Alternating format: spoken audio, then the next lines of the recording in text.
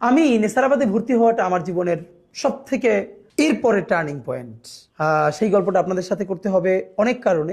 বাংলাদেশ মাদ্রাসা শিক্ষা ব্যবস্থা, মাদ্রাসা সম্বন্ধে আমাদের ধারণা এবং আমার যে কালচারাল লড়াই এর সূচনা, এই গল্পটা শুনলে আপনারা নিশ্চয়ই কিছু একটা রিলেট করতে পারবেন।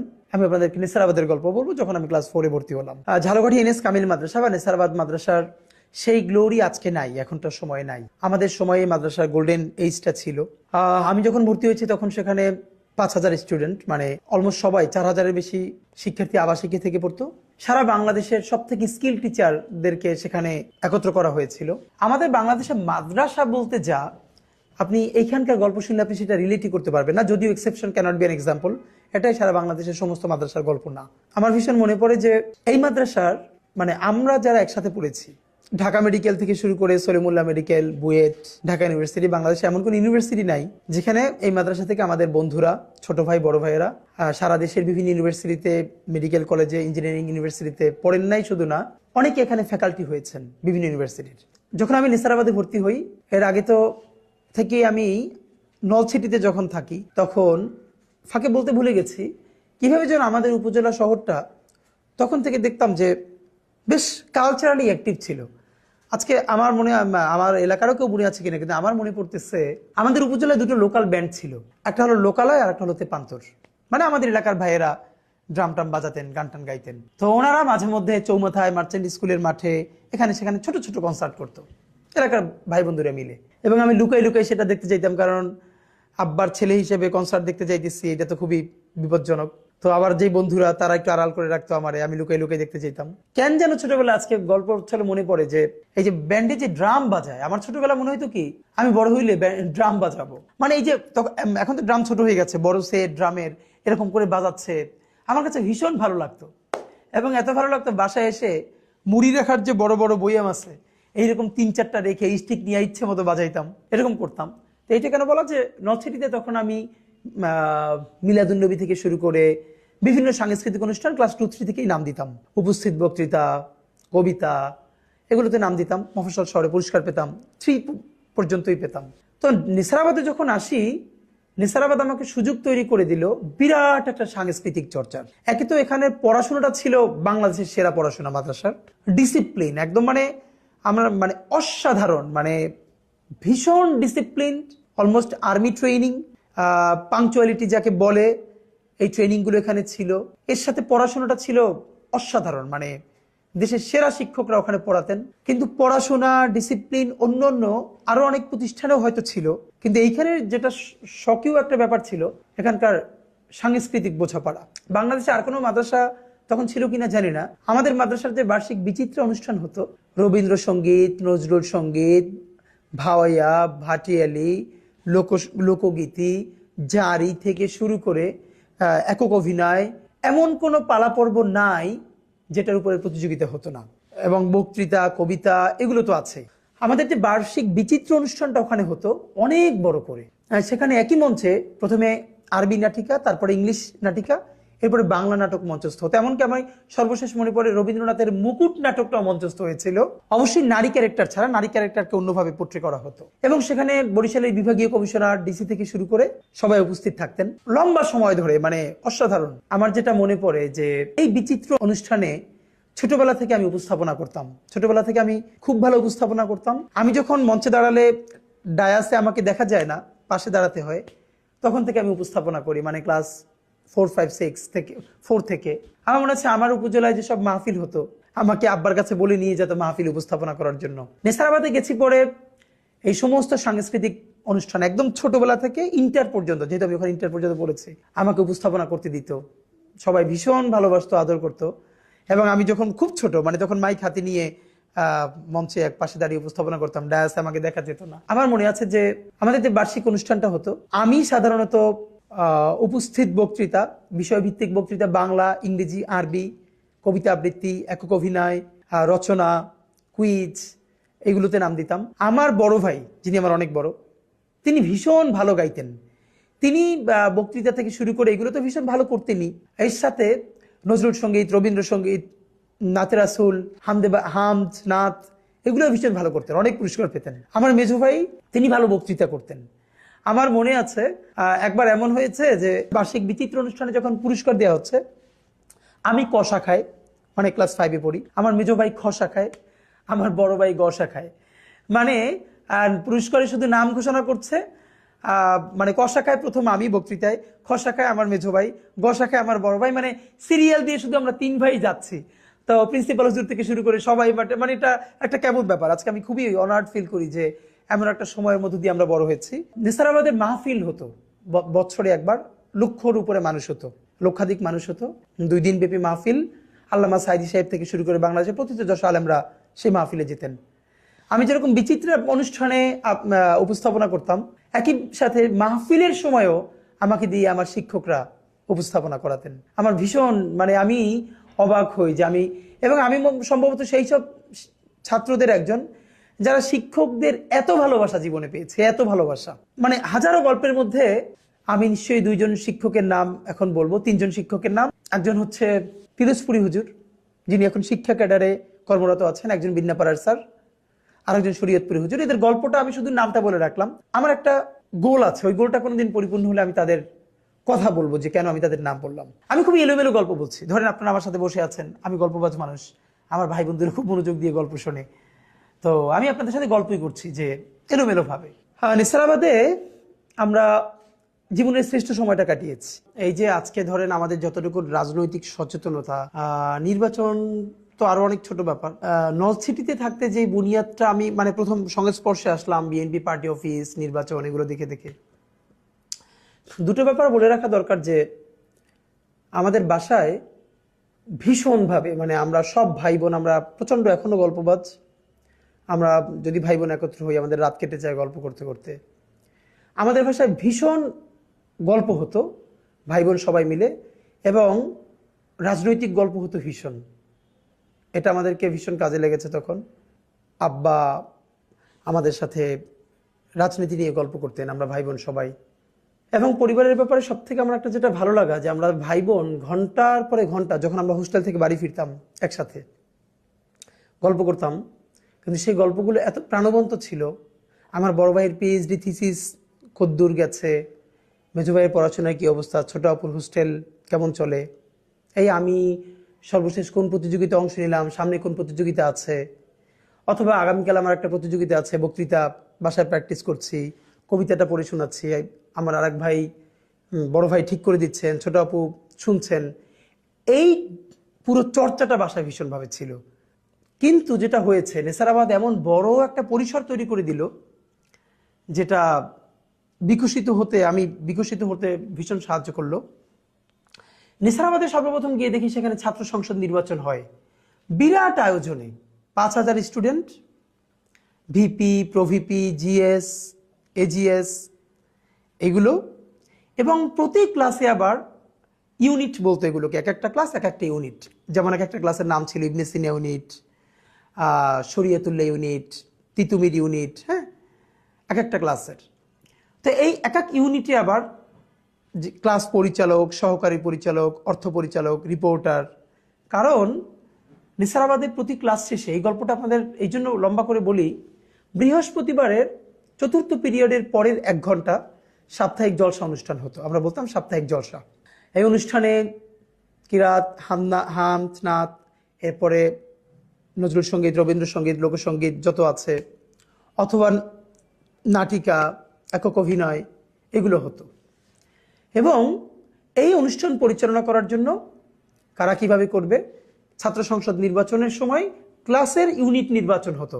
একদম ক্লাসের যে প্রধান, ক্লাস পরিচালক, তারপরে সহকারী পরিচালক, এরপরে প্রতি ক্লাস থেকে 5 টাকা 10 টাকা করে সবাই ছাত্র সংসদে কন্ট্রিবিউট করতো, সেটা তোলার জন্য একজন অর্থ পরিচালক। তারপরে অনুষ্ঠান কেমন হচ্ছে, কার তেলাওয়াত কেমন হলো, সঙ্গীত কেমন হলো, বক্তৃতা কেমন হলো, সেইটা আবার তাকে পড়ে শোনানোর জন্য রিপোর্টার ছিল, একজন রিপোর্ট করত। এবং পুরো অনুষ্ঠানে একজন সভাপতিত্ব করতেন নির্দিষ্ট শিক্ষক। তো আমি সম্ভবত ক্লাস 4-এ সর্বপ্রথম, এটা বলে রাখা ভালো যে 1, 2, 3 আমি আমার ক্লাসে ক্যাপ্টেন নির্বাচিত হতাম যখন নর্থ সিটিতে পড়ি। এবং তখনও ডিরেক্ট ভোটে, খাতায় কলমে যে ভোট হতো, সেই ভোটে ক্যাপ্টেন নির্বাচন হতো। এবং যে আবার ক্যাপ্টেন নির্বাচিত হবে সে ক্লাসের সবাইকে খাওয়াবে 1, 2, 3। এই সময় এটা তো করতাম। একটু ফাঁকে বলে রাখা ভালো, আব্বার কাছ থেকে আমার আব্বার মধ্যে মানে আমি আব্বার গল্প শুরু করলে 1 ঘন্টাও শেষ হবে না। মানে আমাদের জীবনে আজকে আপনি আমাকে যতটুকুন সাহসী মনে করেন বা স্পষ্টবাদিতা বা প্রতিবাদ মুখর, এর সমস্ত গুণ অলমোস্ট আব্বার থেকে পাওয়া। এবং আমরা ভাই বোন মোটামুটি সবাই আব্বার কাছ থেকে কম বেশি ইনফ্লুয়েসড হয়েছি। আব্বা আমার কমিউনিটির মধ্যে সব থেকে অন্যায়ের বিরুদ্ধে সোচ্চার প্রতিবাদী, যাকে আমরা জজবাওয়ালা মানুষ বলতাম। আমাদের পুরো কমিউনিটিতে তাকে জজবাওয়ালা মানুষ, প্রতিবাদী মানুষ হিসেবে জানতেন, শুধু ধর্মীয় ইস্যুতে না, সমস্ত সামাজিক ইস্যুতে। এবং আব্বার মিছিল, আব্বার স্লোগান, স্পষ্টবাদিতা, এগুলো এত বেশি আমাদেরকে আলোড়িত করেছে যে আমরা এখন ওর বাহির থেকে যেতে পারি না। তো এই জন্য আমাদের ভাই বোন সবার মধ্যে অলমোস্ট এই লিডারশিপ স্কিলটা আমরা পরিবার থেকে পেয়েছি, চর্চাটা ছিল। এবং আমরা ভাই বোন সবাই মোটামুটি কাছাকাছি। আমি একটু আব্বার এই জায়গাটা হয়তো বেশি পেয়েছি, কিন্তু মোটামুটি সব ভাই বোন আমরা কাছাকাছি চরিত্রের, আব্বার এই জিনিসটা আমরা পেয়েছি। তো নেসারাবাদে ক্লাস 4-এ সর্বপ্রথম ছাত্র সংসদ নির্বাচনের সময় আমি ক্লাস পরিচালক, ইউনিটের পরিচালক নির্বাচিত হই ডিরেক্ট ভোটে। প্রত্যেকটা মানে প্রতি মাসে ছাত্র সংসদে সকল ক্লাস মানে যে ইউনিট ক্লাসগুলো তাদেরকে নিয়ে ভিপি, প্রভিপি, জিএসসি, জিএস এর বার্ষিক সভা হতো। সেখানে যেই ক্লাস সব থেকে ভালো পারফর্ম করতো, মানে হলো যেই ক্লাস বেশি চাঁদা তুলতে পেরেছে ছাত্র সংসদের জন্য, তাদের জন্য একটা পুরস্কার। তারপরে যাদের সাপ্তাহিক জলসা অনুষ্ঠানটা সব থেকে ভালো হয় তাদের জন্য একটা পুরস্কার। আমার মনে আছে, আমি মনে হয় একমাত্র যে 4 থেকে শুরু করে সব থেকে বেশিবার শ্রেষ্ঠ পরিচালক নির্বাচিত হতাম ছাত্র সংসদে। ঠিক মতো আমাদের ক্লাস থেকে টাকা তোলা, মানে ছাত্র সংসদ পরিচালনার জন্য চাঁদাটা তুলে দেয়া, অনুষ্ঠান করা। তো এই অনুষ্ঠানের পরে যেটা সব থেকে ইউনিক ব্যাপার ছিল, আমাদের এই জলসা অনুষ্ঠানের গল্প করছিলাম বৃহস্পতিবার। অনুষ্ঠানের পরে সব ক্লাস থেকে একটা মিছিল বের হতো। আপনার আমাদের ক্যাম্পাসটা অনেক বড় ক্যাম্পাস, আপনারা গেলে দেখবেন ঝালকাঠিতে। ক্লাস শেষে একটা মিছিল বের হতো, নির্দিষ্ট ভালো ভালো স্লোগান ছিল। এবং এই মিছিলটাও আবার মনিটর করা হতো, কাদের মিছিল সুন্দর হচ্ছে। পুরো বছর জুড়ে মাদ্রাসা থেকে শ্রেষ্ঠ ক্লাস একটা পুরস্কার দেওয়া হতো। এর মধ্যে কি কি থাকতো, কোন ক্লাসের স্টুডেন্টরা শতভাগ ইউনিফর্ম মেনটেন করে আসতো, তারপরে কাদের জলসা অনুষ্ঠানটা বেশি ভালো হতো, কাদের মিছিলটা ভালো হতো। আমি যখন ক্লাস পরিচালক ছিলাম, যেহেতু ছোটবেলা থেকে, আমার খুব মনে আছে, যেমন কোন দিন টিচাররা ক্লাস অবজার্ভ করতে আসবেন আমরা তো জানতাম না, হুট করে আসবেন, এসে দেখতো 100 স্টুডেন্টের মধ্যে একজনের টুপিটা, আমাদের সব ছিল সাদা সাদা জামা পাজামা টুপি, সাদা কেটস, হয়তো একজনের রঙিন টুপি, তো মার্কস কাটা যাবে। এইটা যাতে কোনোদিন না হয়, অনেকগুলো সাদা টুপি কিনে এক্সট্রা রাখতাম ক্লাসে, সাদা কেটস কিনে 10-12 জোড়া আমাদের যে বড় প্ল্যাটফর্ম ছিল ক্লাসের নিচে রাখতাম, যাতে কেউ যদি কোনোদিন অন্য জুতো পরে আসে, অন্য টুপি পরে আসে, তো যদি যখনই শুনি যে এরকম টিচাররা চলে আসতেছে, তাড়াতাড়ি যেন তাকে চেঞ্জ করে দেওয়া যায়, এইরকম করতাম। এবং আমার মনে আছে আমরা যে বছর আমি যে ক্লাসে উঠতাম, ওই বছর ওইটা শ্রেষ্ঠ পুরস্কার পাইতো, শ্রেষ্ঠ ক্লাস। মানে এটা আমাদের জীবনের সেরা গল্প, এটা আমার। এবং আমি আপনাদেরকে একটু বলে রাখি, সারা বাংলাদেশে এমন কোনো জেলা নাই, ইন্টার পর্যন্ত, বিশ্ববিদ্যালয় তো বাদ, যেখানে আমার বন্ধু ছিল না। বিকজ আমি যেহেতু যেখানে পড়েছি 5000 স্টুডেন্ট ছিল। তো আমার 10 বছর আগে, 10 বছর পরে, এটা আলহামদুলিল্লাহ গর্ব করে বলছি না, আল্লাহ শুকুর, আমার থেকে বেশি সেলিব্রেটেড কোনো স্টুডেন্ট নেসারাবাদে ছিল না। মানে আমার 10 বছরের সিনিয়ররা আমার এক নামে চিনতেন, আমার অনেক জুনিয়ররাও আমাকে চিনতেন, শুধু না পুরো গ্রামবাসী, যেহেতু ওখানে মানুষ পর্দা করতেন, খালাম্মারা, আন্টিরা। আমি যেহেতু সমস্ত মাহফিল এবং অনুষ্ঠান উপস্থাপনা করতাম, তো আমার কণ্ঠটা সবাই চিনতেন, এটা ওসমানের কণ্ঠ। সেই যখন ছাত্র সংসদ প্রতি মাসে হতো, রিপোর্ট পেশ করতাম, আমি যখন, আমার মনে আছে, আমি আমার ক্লাসের রিপোর্ট নিয়ে দাঁড়াতাম, সবাই খুব মনোযোগ দিয়ে শুনতো যে আমাদের রিপোর্ট কি পড়ছি, শ্রেষ্ঠ পরিচালক নির্বাচিত হতাম। তো এইটার মধ্যে যে গল্পটা মনে পড়ে, যে আমাদের মিছিল, আমি যেহেতু ছোটবেলা থেকে ভালো স্লোগান দিতাম, আমরা 3 ভাই, আব্বার কাছ থেকে পাওয়া। এবং আমার গলা, মানে আব্বার গলা আমরা কেউ পাইনি, আব্বার গলা এত ভারী এবং দারাজ কণ্ঠ। আমরা যখন মিছিল দিতাম, আমার ক্লাসের মনে আছে যে আমাদের টিচার যে লাউঞ্জ ছিল মাদ্রাসায়, সব টিচাররা বসতেন, তারা বের হয়ে বারান্দায় এসে দাঁড়াতেন আমাদের মিছিলটা দেখার জন্য। আমি সবসময় মিছিলের উল্টো দিক ঘুরে স্লোগান দিতাম, মানে এত ভালো করে দিতাম যে টিচাররা আমাদের মিছিলটা দেখার জন্য দাঁড়াতো। একটা গল্প মনে খুব পড়ছে, তখন ক্লাস 6-এ পড়ি। 7-এর সাথে আমাদের খুব আড্ডাআড্ডি লড়াই। ক্লাস 7-এর সাথে এই জন্য লড়াই যে দেখা যেত যে পুরো মাদ্রাসায় 5,000 স্টুডেন্টের মধ্যে যে কয়েকজন ভালো পারফর্মার, পুরো প্রতিষ্ঠান সবাইকে চেনে, তার অধিকাংশ আমাদের ক্লাসের। আমি নিজে, আমার বন্ধু মাহমুদ, মিসবাহ, শফিক, এরকম অনেকজন, মানে পুরো মাদ্রাসা সেলিব্রিটির অন্তত অর্ধেকের বেশি আমরা এক ক্লাসে। এটা ভীষণ একটা মজার ব্যাপার ছিল। তো আমরা একদিন মানে যে জলসার পরের যে মিছিল, আমরা মিছিল নিয়ে যাচ্ছি। তো আমাদের ক্লাসে একটু বয়সে যারা বড়, ওরা ওই দিন ছিল না, যাদের গায়ে একটু শক্তি টুক্তি বেশি। ক্লাস 7-এ যাদের একটু গায়ে শক্তি টুক্তি বেশি, ওরা সবাই ছিল। আমরা মিছিল ক্রস করছি, এমন সময় মানে ওরা আমাদের মিছিলের মধ্যে ঢুকে যায় এবং কেউ একজন মানে কলমের ক্যাপ খুলে আমার মাথার মধ্যে এভাবে মেরে দেয় পিছন থেকে। আপনারা অনেকেই জানেন যে মাথায় প্রথমে মারলে অনেক সময় টের পাওয়া যায় না। আমি তো খুবই ছিলাম যে মিছিল ভেঙে গেছে, এরপরে হুটহাট করে মারামারি হয়ে গেল। তা আমি আমাদের সবাইকে টেনে নিয়ে সামনে চলে গেলাম মিছিল দিতে দিতে। তো আমি যেহেতু উল্টা দিক ঘুরে মিছিল দেই, পিছন থেকে আমাকে কেউ দেখতে পাচ্ছিল না।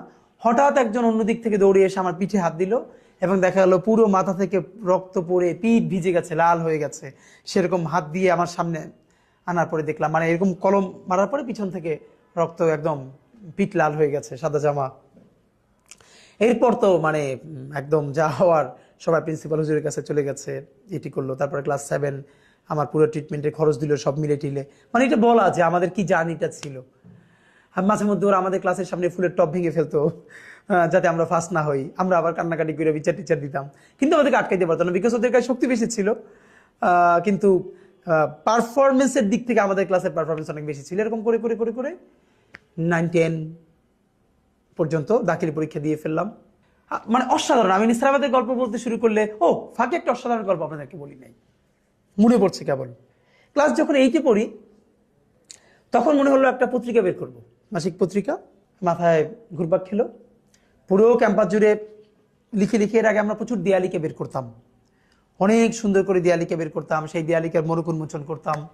আর আমি ছোটবেলা থেকে যেহেতু পুরো মাদ্রাসায় পরিচিত, প্রিন্সিপাল হুজুর থেকে শুরু করে ডিসি, এসপি বা বিভাগীয় কমিশনাররাও আমাকে চিনতেন প্রোগ্রামের কারণে। তো একটা পত্রিকা বের করব, উদ্যোগ নিলাম, লেখা সংগ্রহ করলাম এবং 8-এ বসে প্রথম একটা মাসিক পত্রিকা প্রিন্টেড, মনে আছে, নবজাগরণ, আমি সম্পাদক হলাম এবং বের করলাম। 3টা সংখ্যা বেরও করতে পেরেছিলাম। একটা সংখ্যা মনে এখন আমার কাছে আছে, যে 3টা সংখ্যা এবং প্রিন্টেড নবজাগরণ নামে। এখানে কবিতা, গল্প এসব থাকতো। তো দাখিল পর্যন্ত আমাদের একটা জার্নি। এরকম তো সারা জীবন, মানে অসাধারণ লাইফ আমরা লিড করলাম নেসারাবাদে। এর সাথে সেরা পড়াশোনাটা নেসারাবাদে আমি প্রথম দেখলাম যে আসরের পরে আমাদের কোনোদিন ইংলিশ বিভাগ, কোনোদিন আরবি বিভাগের মাঠে বসে প্রোগ্রাম হতো। আরবি বিভাগের প্রোগ্রামের শেষে রাস্তায় আরবিতে মিছিল হতো, ইংরেজির দিন ইংরেজিতে মিছিল হতো, মানে এরকম অবস্থা ছিল। দ্বিতীয় গল্প হলো, নেসারাবাদে ভর্তি হওয়ার পরে আপনারা বাংলাদেশে তখন প্রচুর সাংস্কৃতিক চর্চা হতো। সংস্কৃতি মন্ত্রণালয়ের অধীনে জাতীয় শিক্ষা সপ্তাহ অনুষ্ঠান হতো বছরে একবার, অনেক বিরাট করে, একদম উপজেলা, জেলা, বিভাগ, তারপরে জাতীয় পর্যায়ে। ধর্ম মন্ত্রণালয়ের অধীনে ইসলামিক ফাউন্ডেশনের তরফ থেকে বছরে কয়েকটা প্রোগ্রাম হতো, শিক্ষা মন্ত্রণালয়ের পক্ষ থেকে হতো। তো যেহেতু আমি ঝালকাঠি সদর, আমাদের মাদ্রাসা থেকে প্রচুর স্টুডেন্টরা এই ইভেন্টগুলোতে ঝালকাঠিতে অংশগ্রহণ করতো। যেমন মানে সবগুলোতে আমি এবং আমার বন্ধুরা, আমি সবসময় অংশগ্রহণ করতাম। উপস্থিত বক্তৃতা, আবৃত্তি, তারপরে রচনা প্রতিযোগিতা, বিতর্ক প্রতিযোগিতা, এগুলোতে আমাদের অন্য বন্ধুরা নজরুল সঙ্গীত, রবীন্দ্রসঙ্গীত, অন্যান্য যেগুলো আছে, কিরাত, হামনাত, এগুলো অংশগ্রহণ করতো। ঝালকাঠি সদরে আমরা যখন যেতাম, স্বাভাবিকভাবেই এখানে আমাদের সাথে প্রতিদ্বন্দ্বিতা করতো ঝালকাঠি সরকারি যে হরচন্দ্র বালিকা বিদ্যালয়, এরপরে গভর্নমেন্ট স্কুল, মানে সব প্রতিষ্ঠান থেকে ঝালকাঠি সদরে আসতো। এইখানে যে প্রথম হতো প্রত্যেক শাখা থেকে, সে আবার জেলা পর্যায়ে। তো জেলা পর্যায়ে আবার যখন হতো, তখনও আরও বাকি উপজেলা থেকে সবাই আসতো। তারপর জেলা পর্যায়ে যারা ফার্স্ট হতো তারা বরিশাল বিভাগে আসতো, বিভাগীয় পর্যায়ে যারা ফার্স্ট হতো তারা জাতীয় পর্যায়ে ঢাকায় আসতো। আমি আমার জীবনে এরকম উপজেলা, তারপরে জেলা, তারপরে বিভাগ এবং জাতীয় পর্যায়ে অনেকবার আলহামদুলিল্লাহ বক্তৃতায়, উপস্থিত বক্তৃতা, কবিতা, বিতর্ক, রচনা প্রতিযোগিতা, এগুলোতে আমি জাতীয় পর্যায় পর্যন্ত এসেছি এবং প্রথম স্থান অধিকার করেছি বক্তৃতায়, কবিতায়, বিতর্কে। আমি সর্বপ্রথম সম্ভবত জাতীয় পর্যায়ে প্রথম বক্তৃতায় প্রথম হই তখন ক্লাস 8-এ পড়ি। মনে আছে, এটা পুরস্কারটা নিয়েছিলাম আগারগাঁওয়ে, যে এলজিআরডি মন্ত্রণালয় আছে, তাদের একটা বিরাট অডিটোরিয়াম আছে, ওখানে বসে সম্ভবত। এরপর অনেকবার এসেছি। তো আমার যেটা আমাকে গ্রো করতে সাহায্য করেছে, নেসারাবাদে তো আমরা একটা গণ্ডিতে থাকতাম, এখানে সবাই মাদ্রাসার ছাত্র, আমাদের সাথে ফিমেল স্টুডেন্ট ছিল না, যেহেতু সহশিক্ষক ওখানে ছিল না। কিন্তু আমি যখন ঝালকাঠিতে আসছি, আমার সাথে কিন্তু সদর গার্লসের মেয়েরা কম্পিট করতেছে। হয়তো আমি কখনো ফার্স্ট হচ্ছি, সদর গার্লসের কেউ সেকেন্ড হচ্ছে, বা সে ফার্স্ট হচ্ছে, আমি সেকেন্ড হচ্ছি, গভট স্কুলের কেউ আসছে, এরকম আমাদের গ্রুমিংটা হচ্ছে। সেখান থেকে তো আমার মনে আছে যে ঝালকাঠি জেলা পর্যায়ে যতগুলো পুরস্কার থাকতো, 3/2 পুরস্কার আমাদের মাদ্রাসা থেকে নিয়ে যেতাম। মানে আমি অনেকগুলো নিতাম, আমাদের সাথে বন্ধুরা সঙ্গীতে নিত, আরো এরকম করে দেখা যেত যে 3/2 পুরস্কার আমরা একটা প্রতিষ্ঠান থেকে নিয়ে চলে যেতাম জেলা পর্যায়ে। যখন বিভাগীয় পর্যায়ে আসতাম তখনও প্রচুর পুরস্কার আমাদের প্রতিষ্ঠান থেকে থাকতো। এরপর জাতীয় পর্যায়ে আমাদের ইভেন আমরা জাতীয় পর্যায়ে যখন আমি আসতাম কবিতায় বা বক্তৃতায়, আমার সাথে আমাদের কোনো বন্ধু সিনিয়রদের মধ্যে বড় ভাইয়েরা, কেউ রচনায়, কেউ সঙ্গীতে জাতীয় পর্যায়ে আসতেন অন্য শাখা থেকে। তো এরকম তো এসেছি প্রচুর। এবং আমার আজকে মনে আছে যে আমরা যখন উপজেলা পর্যায়ের প্রোগ্রামে যেতাম, আমাদেরকে সরকারি তরফে 20 টাকা দেওয়া হতো ভাড়া, আর জেলা পর্যায়ের প্রোগ্রামে 80 টাকা আমার মনে আছে। এরপর বাড়ছে, বিভাগীয় পর্যায়ে সম্ভবত 200 টাকা, মানে যাতায়াত খরচ পুরস্কার ছাড়া, এই ছাড়া। আর জাতীয় পর্যায়ে যখন আসি তখন মনে হয় সর্বপ্রথম 800 টাকা করে ভাড়া দেওয়া হতো। যাই হোক, তো একে নেসারাবাদের এই জিনিসগুলো, তারপরে প্রচুর, মানে আমি নেসারাবাদ থেকে দেখা গেছে জাতীয় এরকম বিতর্ক প্রতিযোগিতা, কবিতা, এই সেই, সারাদিন জেলা, বিভাগ। তো আমি যেটা হয়েছে, আমি মাদ্রাসার বাহিরে এই প্রচুর প্রতিযোগিতা অংশগ্রহণ করবার ফলে জাতীয় অনেক মানুষের সাথে আমার পরিচয় ঘটে। বিশেষ করে যারা বিচারক ছিলেন, কোনো ম্যাডাম আবৃত্তির বিচারক ছিলেন বা বক্তৃতার বিচারক ছিলেন, প্রোগ্রামের শেষে তিনি আমাকে ডেকে বলতেন যে আমার নাম্বার নাও, আমার সাথে যোগাযোগ করো। আমার মনে আছে বিভাগীয় পর্যায়ে একবার ফার্স্ট হওয়ার পর আমার ছোট আপু আমার সাথে গেছে, তো আমাকে না পেয়ে যিনি একজন বিচারক ছিলেন তিনি আমার বোনকে পেয়ে বলেছিলেন যে ওকে খুব ভালো গ্রুমিং করতে হবে, ও ইনশাল্লাহ বড় হলে ভালো করবে। তো এরকম বিচারকরাও পরে ডেকে আদর করতেন, আবার তাদের কাছে গিয়ে শিখতাম। এই জার্নিটা তো ছিলই, সাংস্কৃতিক জার্নিটা। তার সাথে খুব ভালো পড়াশোনাটা নেসারাবাদে ছিল, কখনো ফার্স্ট, সেকেন্ড, ফোর্থ, ফিফথ ভালো শিক্ষার্থীদের মধ্যে ছিলাম। আমার তরফে কোনো সময় ফার্স্ট হওয়া লাগবে এই ধারণাটা ছিল না, আমার আব্বারও ছিল না, যদিও আমার অন্য ভাইয়েরা বোনেরা সবসময় ফার্স্ট ছিলেন। আমিও কখনো ফার্স্ট হয়ে গেছি, সেকেন্ড হয়েছি, প্রথম 5-এর মধ্যে সবসময় থাকতাম ঘুরে ফিরে। কিন্তু আমার আজকে ওর নাম বলতেছি না খুব, যেমন এমন একবার হয়েছিল যে আমি টেস্টে যখন ফার্স্ট হই, দাখিল এসএসসিতে, আমার সাথে যে বন্ধু ছিল ফার্স্ট ও সেকেন্ড হয়ে গেল। মানে ওর আব্বা ওর সাথে এত রাগ করলো, লিটারালি মানে ও আমার সাথে কথা বলা বন্ধ করে দিল। আমার আব্বার তরফে, এই গল্প আরো পরে বলবো যদি সুযোগ হয়। আমার আব্বার ব্যাপারে আমার মায়ের একটা অভিযোগ সারা জীবন, তিনি তার কোনো ছেলে মেয়েকে জীবনে পড়তে বলেন না, জীবনেও পড়তে বলেন না। তার ফিলোসফি হলো পড়তে আবার বলতে হবে কেন, ও তো নিজেই পড়বে, তিনি পড়তে বলবেন না। বরং আব্বা আজীবন যেটা বলতেন, কম কম পড়বা। যেমন আব্বার আজীবন কথা ছিল আসর থেকে মাগরিব পড়া যাবে না, বাইরে হাঁটতে হবে, খেলতে হবে, রাত্রির 10টার পরে জাগা যাবে না, পড়াশোনা করা যাবে না। আব্বা যখন নছিটি থেকে নেসারাবাদে আমাদেরকে দেখতে যাইতেন, আমার বন্ধুরা খুব মজা পাইতো এই জন্য যে সবার গার্ডিয়ানরা যখন যেত সবাই বলতো এই ভালো করে পড়াশোনা করো, বেশি বেশি পড়ো। আব্বা বলতো কি কম কম পড়বা, আসরের পর পড়বা না, রাত্রি 10টার পর পড়বা না। এটা সবাই শুনে খুব মজা পেত। কখনো ফার্স্ট হয়ে গেছি এমনও হয়েছে, আমার মনে আছে আজকে এই গল্পটা, সম্ভবত ইন্টারে। আমি ছোটবেলা থেকে ল্যাঙ্গুয়েজে, মানে আরবি, ইংলিশ, এগুলোর প্রতি আমার এক ধরনের ন্যাচারাল ইনক্লিনেশন আছে, শিখতে ভালো লাগে এবং আমি ভালো করতাম। যে কোনো ধরনের ল্যাঙ্গুয়েজ শেখার প্রতি আমার ভীষণ আগ্রহ। তো স্বাভাবিকভাবেই আরবিতে ভালো ছিলাম, ইংলিশে ভালো ছিলাম। ইন্টারে টেস্টের সময় সম্ভবত, মানে আমি একদমই পড়াশোনা করলাম না, এবং তখন প্রচুর ইংলিশ নিয়ে সময় দিচ্ছিলাম, কারণ এসএসসির পরে আমি ঢাকায় এসে ইংলিশে কোচিং করেছি। এখানে খুব ভালো করার কারণে ইংলিশে এত বেশি ইনভলভ হয়েছি, অন্য পড়া কিছু পড়তামই না। তো পেয়েছিলাম হলো টেস্ট পরীক্ষায় 10 না 12, মানে 1 ঘন্টা বসে কিছু একটা লিখে চলে আসছি, আর দেই নাই। এটাও পুরো মাদ্রাসার একটা বিরাট গসিপ হয়ে গেল, মানে আমি কিভাবে 10 পাই, মানে এখন আমার নিয়ে টিচারটা কি করবে। পরে টেস্টে তো ফর্ম ফিল আপ করলাম, বাট আমার একটা হিসাব ছিল যে দরজা বন্ধ করে 2 মাস পড়লে এমনিতেই ভালো করবো ইনশাল্লাহ। এবং হ্যাঁ, এটাই হয়েছিল। যে কারণ আমি মনে আছে যে আমাদের যখন আমি ইন্টারে ফার্স্ট ইয়ার থেকে আমাদের যে হিস্ট্রি এবং সিভিক্স, ইতিহাস এবং পৌরনীতি, আমি তখনই ইংলিশে লিখতাম, বাংলায় লিখতাম না, এবং আমার টিচাররা খুবই খুশি হতো। তো এই গল্পগুলো এমনিতে বলা যে আমাদের ওইখানে যে গ্রুমিংটা ছিল। এসএসসি পরীক্ষা দেওয়ার পরে আমি ঢাকায় আসি, সাইফুরসে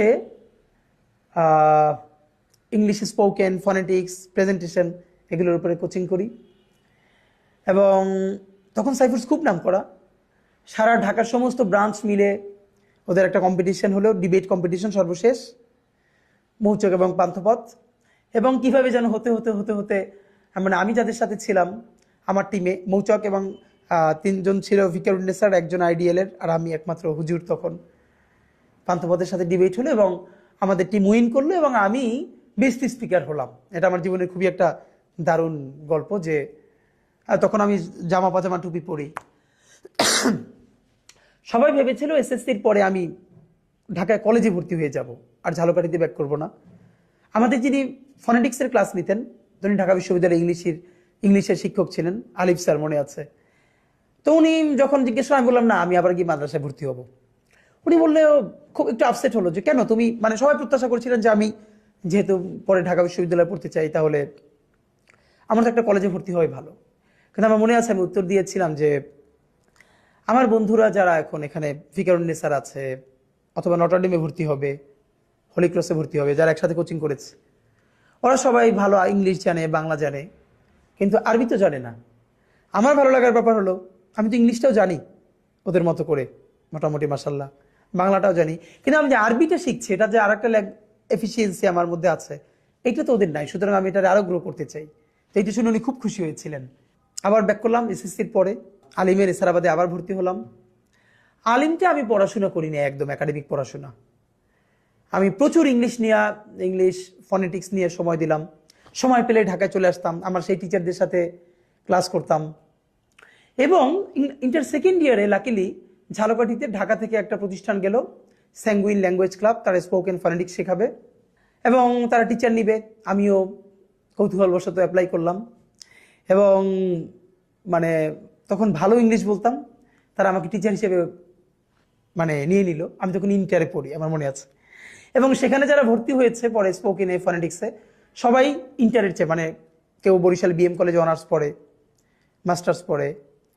তো সেখানে স্টুডেন্ট, আর আমি ইন্টারে পড়ি, কিন্তু আমি তখন তাদেরকে ট্রেন আপ করাচ্ছি। এটা আমার জীবনের একটা বিরাট গল্প। স্যাঙ্গুইন ল্যাঙ্গুয়েজ ক্লাব আমার জীবনের বিরাট অংশ। এটা ঝালকাঠিতে যারা আছেন তারা নিশ্চয়ই মনে করতে পারবেন।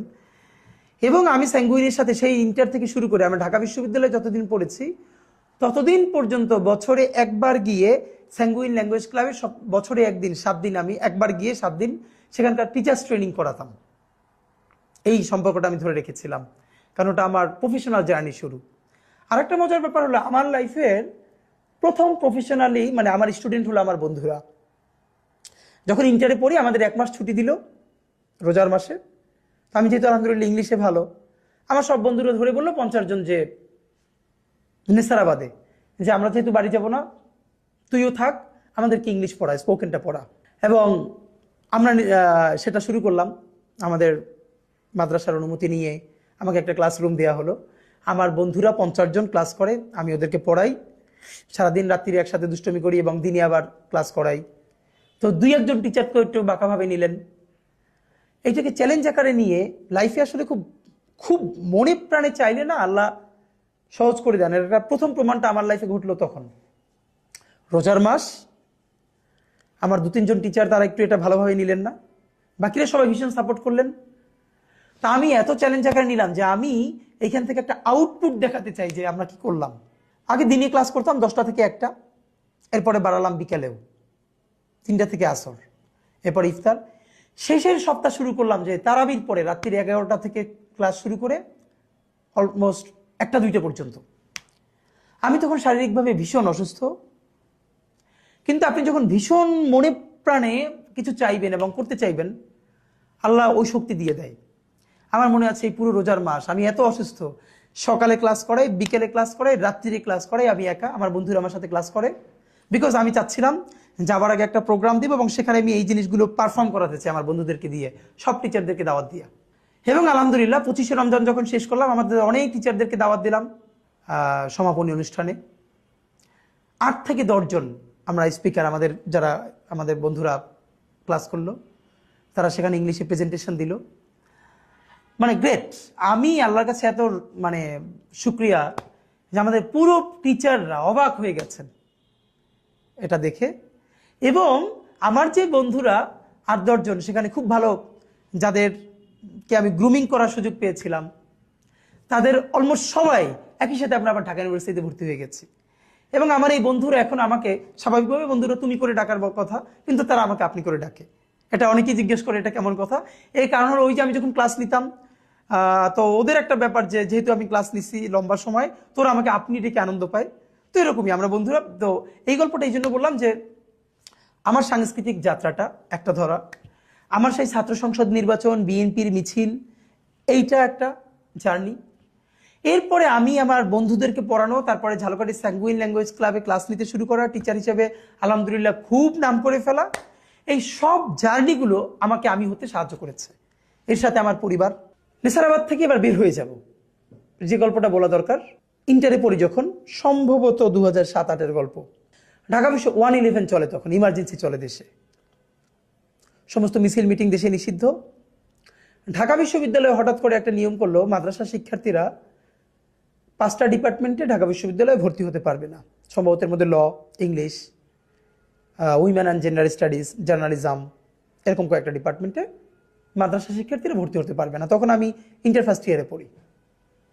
আমার যেহেতু প্ল্যান, ফাঁকে এটাও বলা দরকার যে আব্বার ইচ্ছা ছিল আমাকে মিশরে আল আজহারে পড়ানো, যেহেতু আমার বড় ভাই অনেক বড় আলেম, বাংলাদেশের নাম করা, আমার পরিবার আলেম পরিবার। আমার ইচ্ছা ছিল একটা সময়, কিন্তু আমি ঢাকায় যখন কোচিং করতে আসি, কোচিং করবার পরে আমার চিন্তাটা বদলায় যে না, আমি ঢাকা বিশ্ববিদ্যালয়ে পড়ব। তো তখন ঝালকাঠিতে এমনিতে আমাদের মাদ্রাসা ভীষণ কড়াকড়ি, ভীষণ অনিয়ম, সামান্য হলেই নামটাম কাটা আর কি। তাই আমার একটা সুযোগ ছিল, যেহেতু আমাকে সবাই ভীষণ ভালোবাসতো, চিনত। আমার বড় ভাই ওখানের টিচার, আমার যিনি বড় ভাই ওখানেরই টিচার, খুবই নাম করা, যিনি এখন অন্য জায়গার প্রিন্সিপাল। এবং আমার আব্বা আবার মানে আমার আব্বাকে ওই মাদ্রাসায় সবাই ভীষণ অনার করত, আব্বার এই ভিন্ন স্বতন্ত্র বোধের জন্য। চিন্তা করলাম যে একটা প্রতিবাদ করব, স্মারকলিপি দিব ডিসি অফিসে। কিন্তু তখন তো মিছিল মিটিং সব নিষিদ্ধ।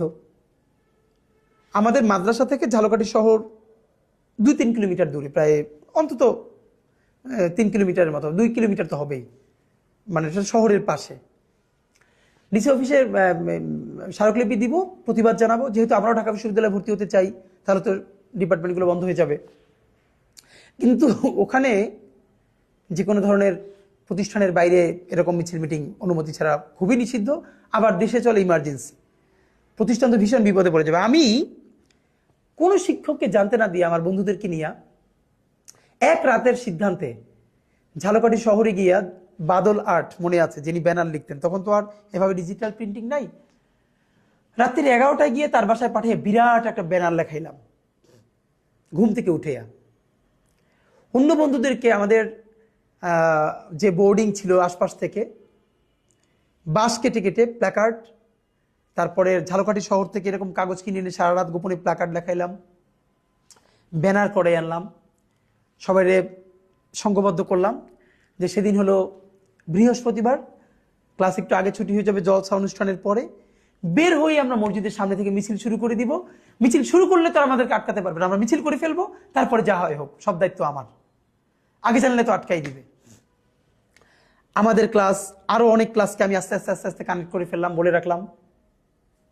এবং আমি যেটা করলাম, আমার বেশ কিছু, আমি যেহেতু জাতীয় পর্যায়ে অনেক অনুষ্ঠানে আসতাম, এই কারণে অনেক বড় ভাইদের সাথে পরিচিত হয়ে গিয়েছিলাম। তা আমি ঝালকাঠিতে বসে ঢাকায় ফোন করে, আমার মনে আছে দিগন্ত টেলিভিশনের এক ভাই, তাকে বললাম যে আমরা ঝালকাঠিতে এরকম একটা প্রোগ্রাম করব, প্লিজ আপনারা কাভারেজের ব্যবস্থা করেন। তো ওনারা ওইটা জেনে, যেহেতু ইমার্জেন্সির মধ্যে প্রোগ্রাম, ওনাদেরও আগ্রহ ছিল। আমার মনে আছে আমাদের মাদ্রাসায় দিগন্ত টিভির ক্যামেরা চলে গেছে, এবার আরো বেশ অনেক সাংবাদিক চলে গেছে। হঠাৎ করে আমাদের টিচাররা ক্যামেরা এই সেই সাংবাদিক দেখে তো অবাক, যে কি ব্যাপার, এত বড় ক্যাম্পাস। আমরা কাউকে কিছু না বলে হঠাৎ করে আমি তখন প্রায় 1000 স্টুডেন্ট জড়ো হয়ে গেছে, সামনে ব্যানার, ফেস্টুন এবং ঢাকা বিশ্ববিদ্যালয়ের এই ইসের বিরুদ্ধে স্লোগান। ক্যাম্পাস থেকে 1000 স্টুডেন্টের মিছিল নিয়ে আমরা ঝালকাঠি শহরের দিকে রওনা করে গেছি এবং সর্বশেষ গিয়া ডিসি অফিসে স্মারকলিপি দিলাম। দিয়ে টিয়ে সবাই প্রতিষ্ঠানে ফিরল, আমি আর বাসায় ফিরলাম না, কারণ ওইটার প্রেস রিলিজ হাতে লিখে বিকেল 5টা পর্যন্ত ঝালকাঠি শহরের কোন সাংবাদিকের কোথায় কোথায় বাসা, যাদেরকে প্রেস ক্লাবে পাই নাই, গিয়ে ফটোকপি করে দিয়ে আসলাম। এসে আমি নলছিটিতে বাসায়